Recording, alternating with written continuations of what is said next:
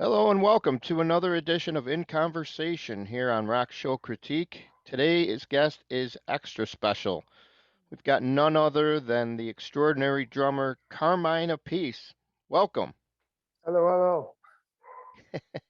Man, you are one of the busiest guys I've ever seen with all the different types of bands and schedules, and it's like you're always somewhere doing something.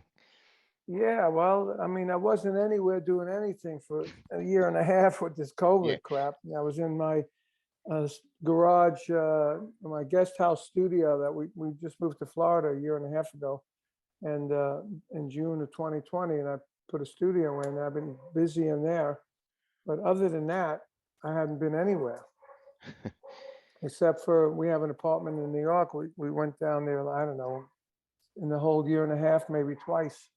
Yeah. And then a month, about a month ago, a month and a half ago, we started playing gigs. So we went to New York with my brother, played there. We played Buffalo, as you know, and we played Connecticut. And then I had a week off, and then we started with Vanilla Fudge. So I did 12 gigs in the last month and a half, which was like more than I did in the whole year and a half of COVID. Yeah.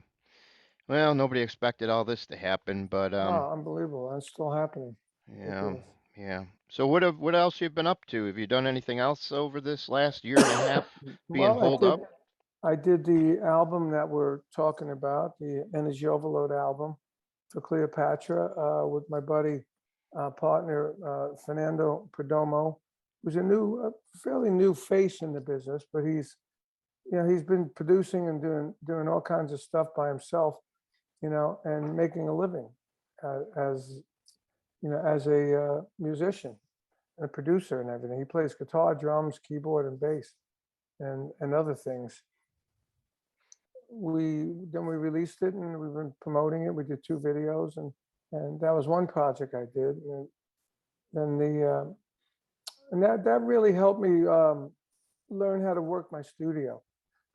Excuse me, because it was a new adventure for me, because I never had my own studio where I was the engineer. So by doing 18 songs with him and a few other projects, I really learned how to get a great drum sound. And when I finally did that, I tackled the Vanilla Fudge song that we did, "Stop in the Name of Love."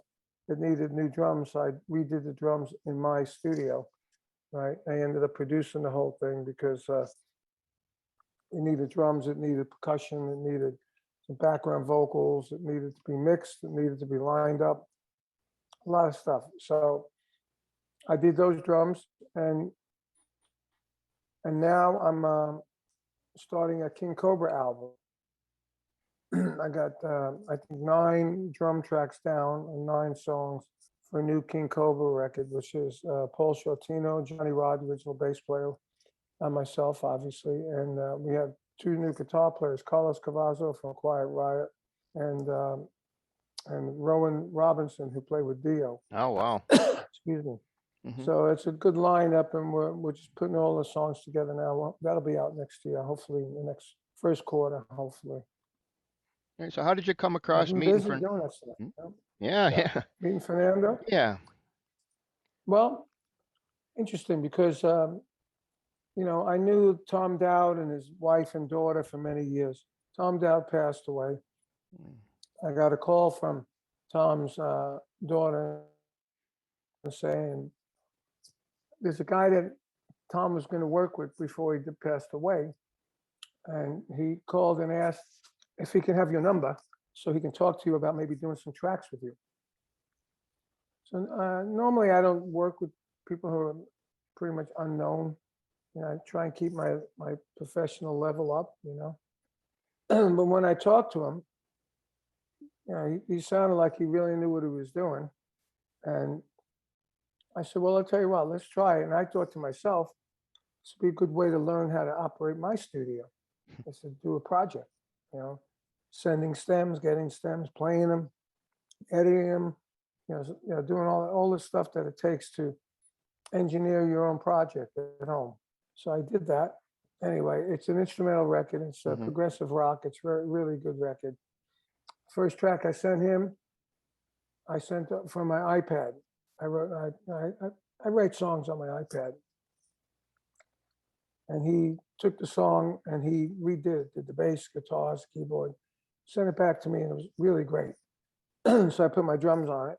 It sounded really good. Sent him another one. So he sent it back, same thing. And then he sent me one. I played his. Then I sent him back a track without any music, with just drums. And he put guitars to it. And I said, "Oh, this is great." I said, "Look, I have a few other drum tracks I could send you. Why don't you see if you can put something to it?" So I sent him another one, and it was awesome. So the next thing I know, I sent him 5 drum tracks, and he used those drum tracks, used the dynamics and the groove and everything. And he said that the drum tracks were melodic drum tracks to him. He could feel where a verse was, where a pre-chorus was, where a chorus was, just by the change of feel and the fills and everything else. So he wrote some great tunes, to it. So it was a different way to collaborate, Instead of starting with the guitar, starting with the drums. So we did that, and pretty much that was it, So now we got 12 songs on this record, so it means we have 6 songs in the can for next record.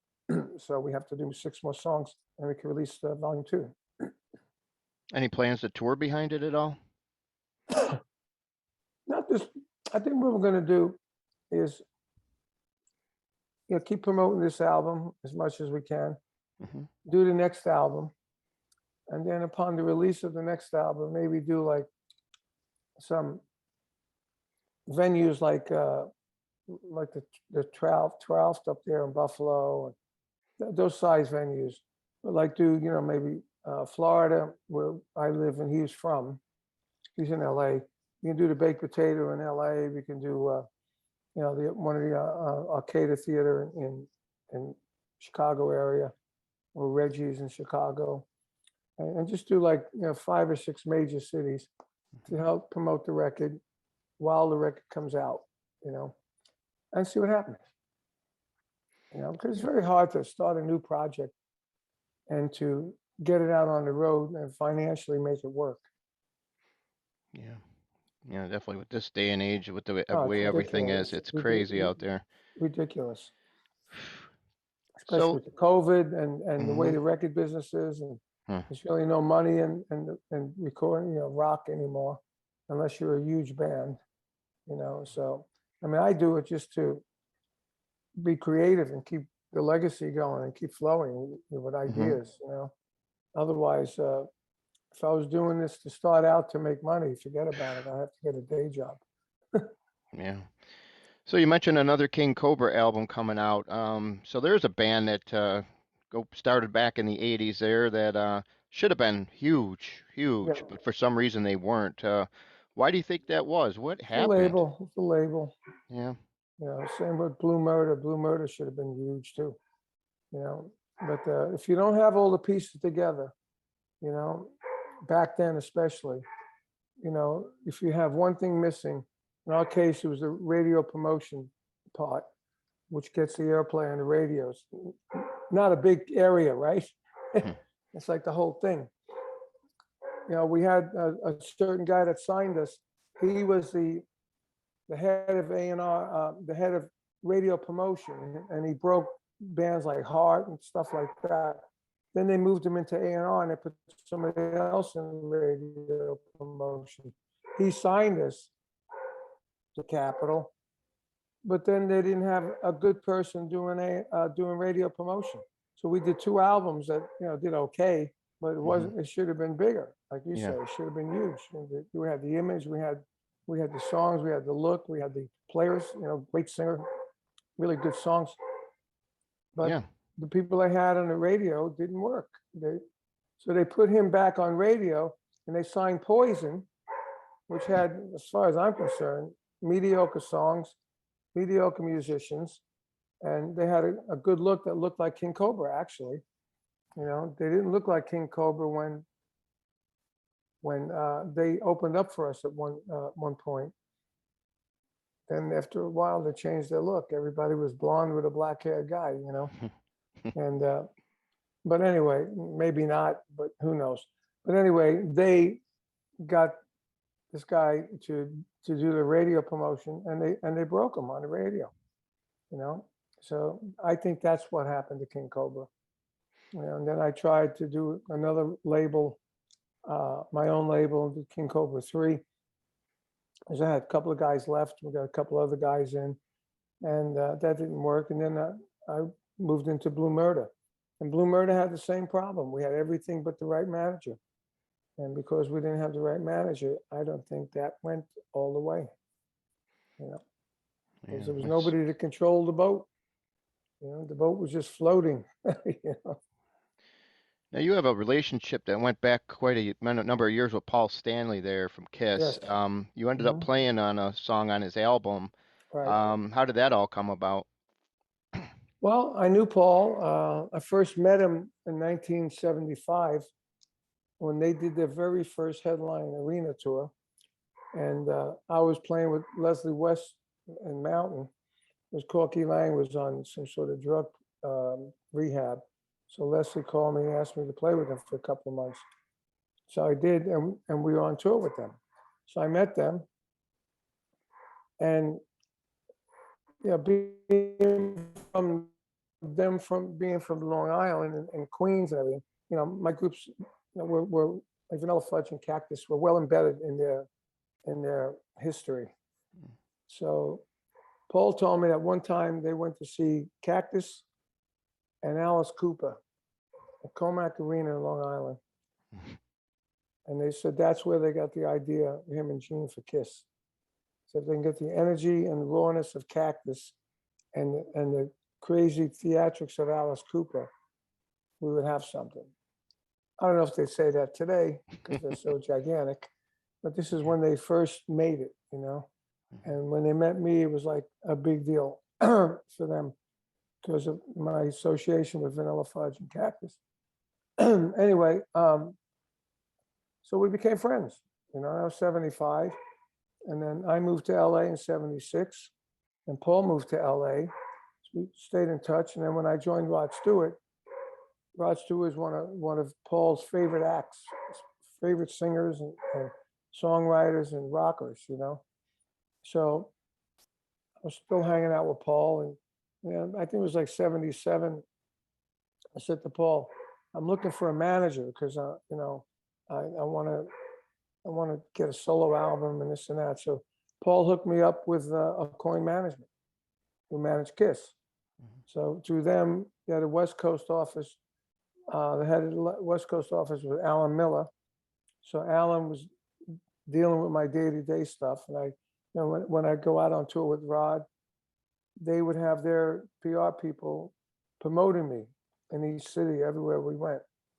So I got to know Paul, and Rod would have a party. I would invite Paul to go to the party, to the gigs. I'd invite Paul to the gigs. So we hung out together. I mean, we had really funny times. Like one time we went to see Angel at Long Beach Arena. This when Paul had the makeup on. And I was with Rod Stewart, and we had the #1 record and all that stuff. And and it was a Rod Stewart group, so I used to get a lot of press. So my image was fairly known with the mustache and the look, So we're about 6, 7 rows back, 10 rows back, and we're standing there waiting for the band to go on. And there's a whole bunch of fans in the, like 4 or 5 rows ahead of us, looking at us, pointing to us, So I'm thinking, oh, they must recognize Paul. So then they come over and they bypass Paul and they come over to me and ask me for autographs. And I was just blown away. I'm saying, God, I'm standing here with Paul Stanley and they're asking me because they didn't know what he looked like. Right. You know? And then another time we were hanging out, I had an old Jaguar, a white, big old white Jag, looks like a Rolls Royce. And I needed a muffler.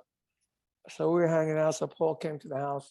I said, Paul, I got to go to Midas Muffler. You want to come? I got to have a muffler change. He said, sure. So we go to Midas Muffler. We pull in. Again, nobody knows what he looks like. People knew what I look like, but this guy behind the counter, long-haired guy, said, can I help you? I told him, I need a muffler. He goes, what do you need? I said, that white car. Then he goes, you guys in a band? And I said, Yeah, we play around. He says, oh, good. Yeah, I play around too. He says, oh, cool. Nice to meet you guys. And he goes in and takes the car in and everything. So Paul says to me, he should only know who's standing here. Paul from Kiss and Carmine from Rod's band. And the guy never had a clue. So we had a little laugh over that. So we had some good times. And then they were doing the solo albums. And I was, again, associated with a coin management. So Paul asked me, was the first one to ask me. He said, I'd love for you to play my record, the solo record. I said, great. I said, when are you doing it? And he says, so and so. I said, well, I'm in Thailand with Rod up until this day, but I can fly in and be in the studio on this day. He said, okay. So I flew in. I didn't get any sleep. I slept on the plane. Went right from LAX right to the studio. I had my roadie set up the drums. I had a different roadie with a different drum set, than the one that was in Thailand. And set up the drums. And I played on more than one track, but I couldn't remember how many I played on because I was so fried from jet lag. It's like 14 hours ahead. So it's pretty fried. Anyway, funny story about that album though. When it came out, I used to do a lot of clinics in those days, like 30, 40 clinics a year. So I was doing a little clinic tour of like 10-day tour, like maybe 6 clinics, 5 clinics, something like that. So the first day I did a clinic, first question, what did you play at the end of on Take Me Away on Paul Stanley's album? What drum fills did you do? Tell you the truth, I don't remember because I just played it and I was spaced out. I didn't really hear the record. I heard the record, but I didn't take notice on the drum fills I did. I said, being honest, I told him I don't remember. Okay, next day, another clinic. What are the drum fills you did on the Paul Stanley album? So after the third clinic, on the fourth clinic, I said to the owner, so I got 3 clinics asking the question. Fourth clinic, I said to the store owner, do you have that Paul Stanley album by chance on a cassette? So I had a Walkman. And he said, no, but there's a record store like 3 doors down. I said, good. So I gave the guy some money. I said, could ask somebody to go get the Paul Stanley cassette. I went and got it. I listened to it. Sure enough, the next 2 asked me that question. And now I knew what I did. I said, okay, so this is what I did, But it's a funny story and true. So you actually played on more than the one song that you got Yeah, credit I'm for? pretty sure I did. I wouldn't go in there for one song. I'm pretty sure I played on more than one. But in those days, you used to overcut records and pick the best tracks, not for the performance, but as a song. So "Take Me Away" was one of the songs. It was a great song, really good Yeah, song. great song. Yeah. Hmm. All right, well, that brings us to another interesting project you guys came up with here. Tell us about how the origin of the Drum Wars concept came to be with your brother Vinny and how you met and came across Buffalo's own Jim Crean. Well, pretty much me and Vinny, I was called Carmine Appice for a long time. When I joined Rod Stewart, he told me to get one way to say my name. Most people call me Appice, and most people, um, I corrected them. So I told Rod that. He goes, well, why don't we call you Carmine Appice then? I said, great.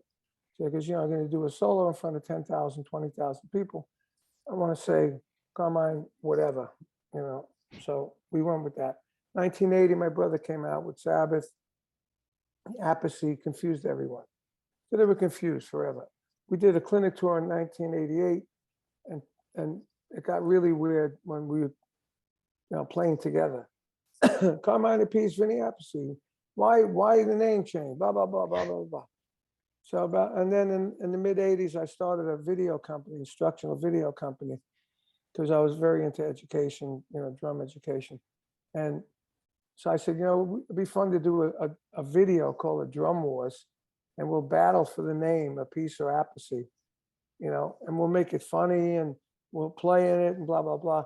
But then at the end, my older brother will get on the phone and say they're both wrong. The name is Appice, you know. So we did the video and we sold, I don't know, 5, 10,000 videos, you know, over a period of a couple of years. And then we turned it into a DVD, you know, and then when Ronnie Dio passed away, you know, Vinny was playing with him and it's like, he didn't know what to do then. I said, you know, why don't we go out and try and do a drum wars clinic, like an educational drum wars, and a drum wars entertaining wise for shows. So we did that. We did a clinic in Long Island. It went really well. We had like 500 people, you know. And then we went in LA. We did a show at a club, and that was packed. So we said, oh, maybe we got something here. So we started doing it and then eventually, you know, we went to Europe and really developed it over 20 shows, and we would have pickup musicians, and that's how we met Jim. So at one point, it was just me and Vinny would travel and pick up the band, and we'd tell them what songs we're doing, and you know, and then we go in the day before and have a rehearsal and then play. So we met Jim Crean at we did a gig in Niagara Falls, I think, and him and Mike Hund, you know Mike Hund, Mm-hmm. yeah, he played guitar, and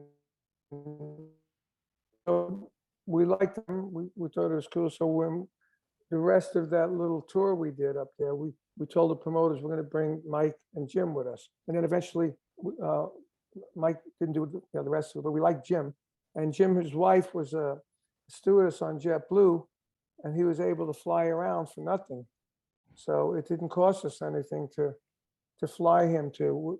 We're doing a gig in LA, or if we're doing a gig in Arizona, you know, his wife would fly him there for free. And she even flew us for free sometimes, you know. So we started a relationship, and Jim was a great singer. He sang all the Dio stuff great. He sang the Ozzy stuff great. You know, did the Bark at the Moon stuff with me, and you know, even Monsters and Heroes that we did on our solo album that he didn't sing, Paul Shortino sang it. He does a great job in that, and we use that version on our Hanging and Banging show as the theme song. You know, so, but he's a good guy, you know, and he's pretty famous up there. You know, we just did an in-store at a record store, hits and something. I can't remember the name of it. Yeah. Very successful. It was like, you know, I ordered 50 of my books, my stick-it books. We sold 45 of them. You know, which was pretty good for the amount of people that walked in and out. We might have had 70 people walking in and out. We sold merch, and we had a good merch night, and it was a lot of fun. You know, a lot of Jim Crean fans. And some guy walked in there with a Vanilla Fudge first album, 2 albums. It's on 2 discs, vinyl, and it's 45 RPM. And it was a collector's item with 3,000 of them made. I never even heard about these. So I immediately called Atlantic Records and said, is this a licensed product? Are we getting paid on this? They said, yeah. I said, okay, maybe that's why the royalties have gone up, because they were selling these things for $40 a pop. They sold 3,000 of them. That's a good sale for them, you know. Yeah. All right, and good luck with the album, and hopefully we'll be able to see the second Okay. edition come out sometime in the near future here, and hopefully you'll be back with the Drum Yeah. Wars down the road here. Oh yeah, we will be, and definitely Energy Overload. You can get copies of it on my website, CarmineAppice.com, or my book, Stick It, My Life, Sex, Drums, and Rock and Roll, autographed. I have a team of people that do it. Oh, there you got There it. you Did you go. read it? Yeah, about Did you read halfway the through it. book? Halfway through it. Very interesting. I like it a Yeah. lot. A guy yesterday said, this is the best book ever written about rock, an autobiography. I said, oh, thank you, man. I said, just try to take it truthful. I wanted to take out some of the X-rated stuff. My writer said, leave it in there, because the middle-aged women love that stuff. And the guys read and go, oh my God, they really did all that crazy stuff in there. So, okay, man. Definitely Talk, recommended. yeah, talk All right, later. Carmine. Okay, bro. Thanks you. Bye-bye. All right, bye-bye. Yeah. We have a contest for we're giving away 2 copies of Carmine's new album. energy overload. All you have to do is like us on our 3 social media sites. Like us on Facebook, like us on Twitter, and like us on our YouTube page. After those are all set, message us on Facebook with your name, and you'll be entered in the drawing automatically for one of the 2 copies we are giving away.